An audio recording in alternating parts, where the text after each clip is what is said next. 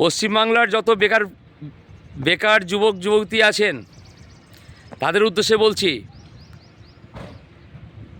আমরা অনেক পিছিয়ে। পশ্চিমবাংলা, ভারতবর্ষের পশ্চিমবাংলা অনেক পিছিয়ে আছে, বাস্তবেই তাই।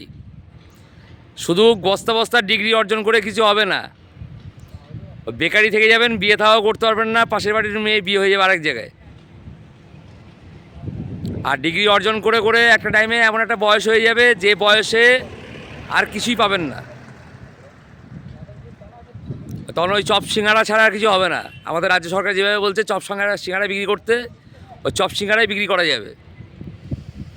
বয়সটাকে অযথায় নষ্ট না করে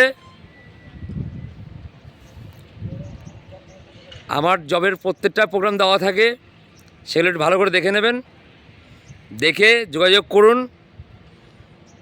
ছেলে মেয়ে সবারই কাজের ব্যবস্থা আছে এখানে, আমি স্পট জয়েনিং করিয়ে দেবো। এখানে 30, 40, 50 হাজার টাকাও রোজগার করতে পারবেন এখানে, হালকা কাজ করে এবং সম্মানের সঙ্গে।